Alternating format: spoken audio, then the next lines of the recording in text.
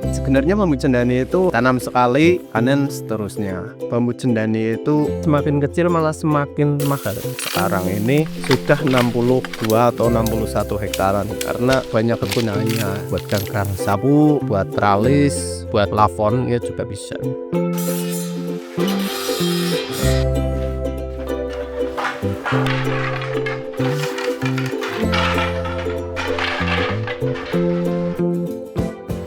Ya, perkenalkan, nama saya Jip Cahyono, asal Desa Kalibening, Kecamatan Kalibening, Kabupaten Banjarnegara, Jawa Tengah. Saya di sini sebagai petani bambu cendani atau yang dikenal di daerah Kalibening itu bambu anjuing. Saya melihat potensi yang ada di Desa Kalibening ini karena mayoritas petani di Desa Kalibening ini adalah bambu cendani, dan ketika tidak ada yang memasarkan bambu cendani tersebut, itu akan menghilangkan mata pencaharian di Desa Kalibening. Karena mayoritas hampir semua petani di Desa Kalibening itu menanam bambu cendani. Nah, sebelum para pemuda ikut andil dalam kegiatan pertanian bambu cendani ini, saya pribadi itu yang penting sudah ada konsumen langsung, walaupun 1 atau 2 orang itu yang konsisten untuk mengambil bambu cendani. Dan ketika sudah berjalan, pemuda itu ikut dengan sendirinya karena pemikiran para pemuda yang ada di desa ini juga pengen memajukan pertanian di bambu cendani. Karena orang tua pemuda tersebut kan mayoritas juga punya bambu cendani yang jikalau tidak ada yang beli mau kejual kemana lagi. Makanya pemuda di desa mau bergerak. Sebenarnya bambu cendani itu hampir sama kayak bambu-bambu yang lain, cuman keunikannya itu nggak akan menjadi besar kayak bambu apus gitu. Untuk diameternya sendiri paling besar itu 5 cm, karena bambu cendani itu semakin kecil malah semakin mahal. Kebanyakan untuk pengrajin, jadi untuk yang besar itu kadang-kadang buat cagak bendera aja itu. Kalau yang kecil itu banyak kegunaannya. Yang 2 cm sampai 3 cm ya buat ganggang sapu atau buat tralis, terus buat plafon ya juga bisa. Sama pagar untuk diameter 3 up lah, untuk pakan pramuka, pagar dinding. Kecuali yang di bawah 2 cm itu ya emang belum ada pengrajin yang khusus di bawah 2 cm. Untuk lahan sendiri itu sebenarnya mengikuti perkembangan potensi bambu cendani. Di tahun 2024 itu sudah 41 hektar kan. Di tahun 2026 sekarang ini sudah 62 atau 61 hektaran, karena setiap tahun itu pasti ada pembukaan lahan baru dari petani yang tadinya menanam teh sekarang diganti bambu cendani. Saya sendiri juga nggak bekerja sendiri, jadi ada tim penebang, ada tim pemotong, dan tim pemasaran sendiri itu ada sendiri. Karena bekerja sendiri itu nggak mungkin sampai sekarang ini untuk memajukan Desa Kalibening sendiri. Sebenarnya bambu cendani itu tanam sekali, panen seterusnya. Sebelum dibongkar ya pasti akan tumbuh terus. Untuk perawatannya lumayan gampang, karena setelah menanam bambu cendani, 1 kali tanam itu memerlukan waktu 3-5 tahun untuk jadi produktif. Jadi untuk penanaman pertama jarak 2 meter persegi, ketika sampai 3 tahun atau 5 tahun itu udah produktif dan dia sudah menyebar ke seluruh lahan tersebut. Jadi untuk perawatannya juga mudah, hanya ketelatenan dari kepemilikannya. Karena semakin perawatannya bagus juga pasti pertumbuhannya juga bagus.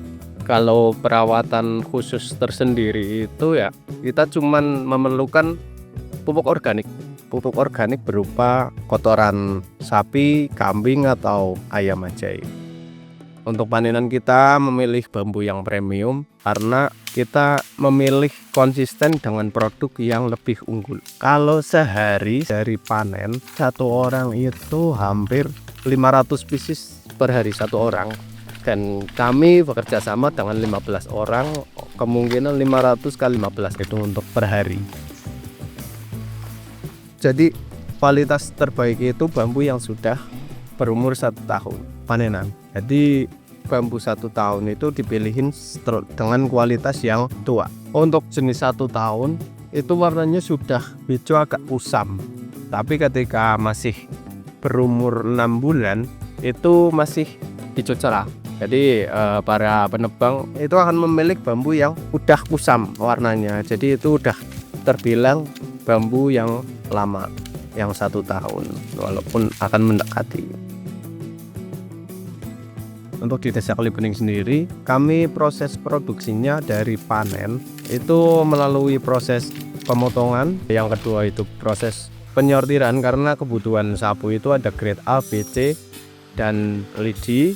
Di situ kita sortir di gudang setelah dipotong, dan setelah itu sebelum kita pemasaran ke pengrajin harusnya di oven dulu. Cuman kita proses pengovennya kita belum ada peralatan tersebut. Jadi untuk pengovennya kita ada di Jogja sama di Purbalingga. Kita kerjasama dengan para ahli yang sudah ada.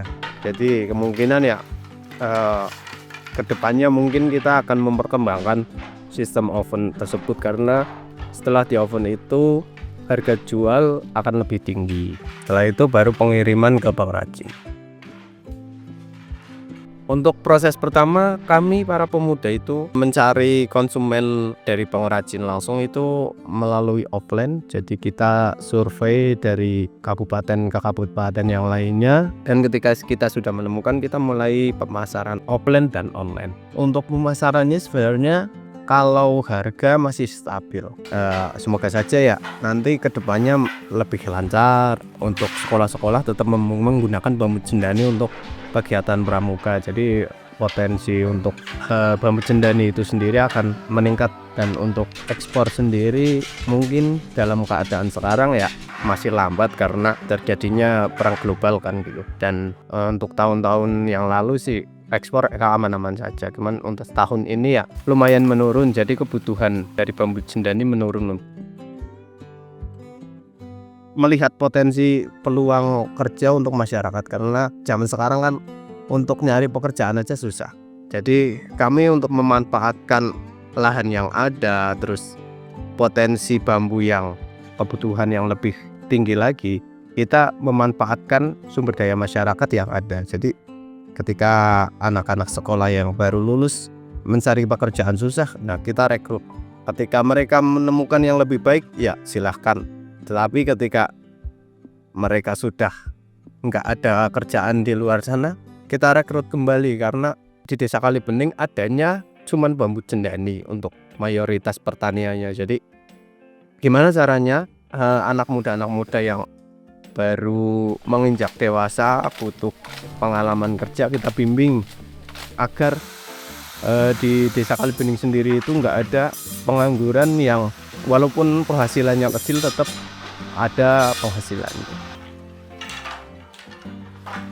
Harapan ke depan kami meminta agar pemerintah lebih memperhatikan bahwa bambu cendani itu khususnya petani bambu lah, bukan penghasilan bukan dari sayuran atau petani-petani yang lain. Karena di kami itu untuk sayuran sendiri tidak berpotensi panen karena kami dekat dengan hutan. Jadi untuk pemerintah khususnya kami meminta lebih memperhatikan bahwa bambu cendani itu berpotensi untuk memajukan kegiatan UMKM yang ada di Desa Kalibening sendiri. Karena sampai sekarang ini untuk bambu cendani banyak diminati untuk pengrajin sapu, ataupun untuk negara-negara lain juga sangat berpotensi untuk produk-produk ekspor lainnya. Itu jadi harapan kami agar pemerintah lebih mengawasi kegiatan-kegiatan yang ada di Desa Kalibening, khususnya di para petani bambu cendani. Ya, untuk pengrajin atau yang berkebutuhan dengan bambu cendani, kami menyediakan IG dan Facebook. Untuk kontak nomor saya sendiri atau kontak teman-teman tim dari Desa Kalibening nanti akan dicantumkan di kolom komentar atau di bawah sih. Terima kasih untuk semua yang sudah menonton video ini. Jangan lupa subscribe dan like video dari Cap Capu. Terima kasih.